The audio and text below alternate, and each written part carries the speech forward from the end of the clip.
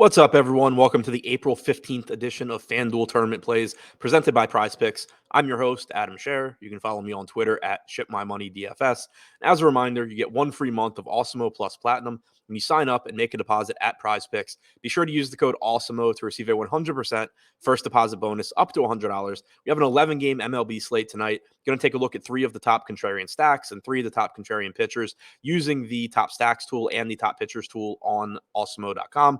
One thing to point out for anybody that was watching these videos when it comes to NBA versus MLB, they're going to be a little bit different just in terms of the plays that we talk about because of the difference in the two sports. In NBA, because it's so projectable and there's relatively little variance compared to baseball, a lot of times this wasn't really contrarian plays so much as it was guys that were popular, but also not getting quite as much ownership as they should, even though they were popular. Typically, in MLB, you're not going to have as much of that. So it's going to be in these videos, lower probability plays that are under-owned being prioritized a little bit more than, they were in NBA. So that's just something to keep in mind. Like in NBA, I think it was more of if you took the guys that I talked about and you kind of made them your core, you probably would normally do pretty well.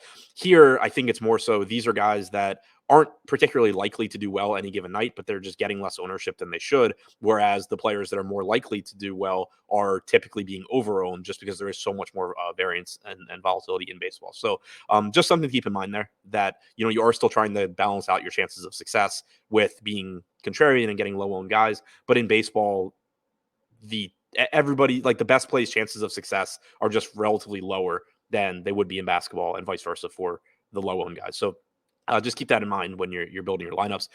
So now starting with the top 3 tournament contrarian stacks on FanDuel, coming in at number 3, Houston Astros, 1% aggregate ownership, 6% chance of being the top scoring stack. They're taking on Marco Gonzalez. They only have a 4.4 implied run total. Gonzalez can be a really frustrating pitcher to stack against because when he's on, he locates really well. He has good command. He changes speeds, keeps hitters off balance, gets a lot of infield pop-ups. And if you're watching the game, it's just like, how the hell can't they hit this guy? He's throwing slower than your average high school prospect, and but they can't. The flip side is that he has a very small margin for error because he doesn't throw hard. His stuff isn't great. He relies on locating. He relies on changing speeds.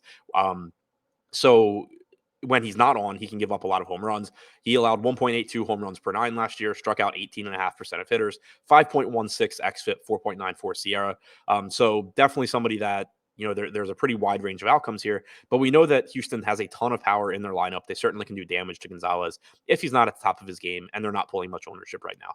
Number 2, the Colorado Rockies, projected for 3% aggregate ownership, 6% chance of being the top scoring stack. They are in Coors Field, so at first it's kind of surprising that they aren't getting more ownership, but at the same time, they are facing Marcus Stroman. He's a good pitcher, especially when it comes to run prevention, better real life pitcher than DFS pitcher. The Rockies have a 5.2 implied run total, which is relatively low for a Coors Field team and certainly doesn't really stand out on an 11-game slate as anything special. All of that being said, though, 3% ownership for a team in Coors Field is still pretty appealing to target. And number 1, the other side of Coors Field, kind of the same situation.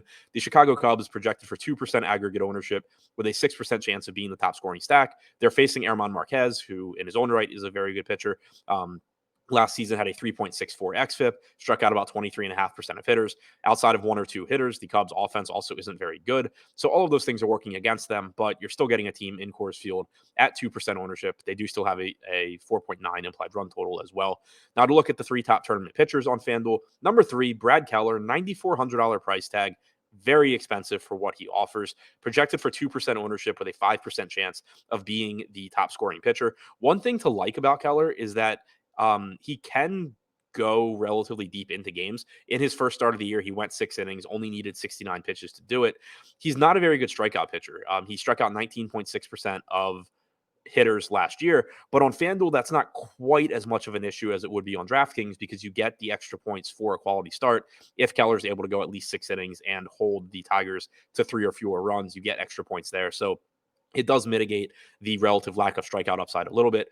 Either way, pretty average pitcher in Keller, decent spot against the Tigers. Not somebody that I'm very confident in or feel really excited about, but if you're going to more popular stacks and you need a lower owned pitcher, there is at least a path to success for Keller, and he's not pulling much ownership. Number 2, German Marquez, $8,200 price tag, facing the Cubs in Coors Field.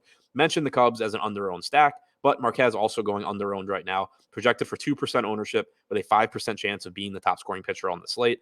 I mentioned it before, but a 23% strikeout percentage last year, 3.64 xFIP.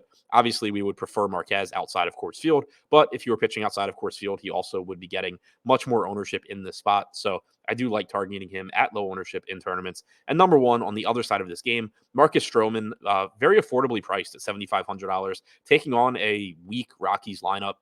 Stroman's a good real-life pitcher. He does a good job keeping the ball on the ground.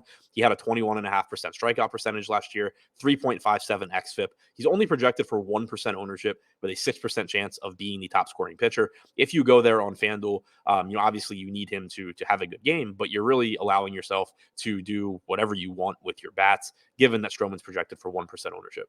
So to recap, the top 3 tournament stacks on FanDuel: number 3, the Houston Astros; number 2, the Colorado Rockies; and number 1, the Chicago Cubs. And the top 3 tournament pitchers: number 3, Brad Keller; number 2, German Marquez; and number 1, Marcus Stroman.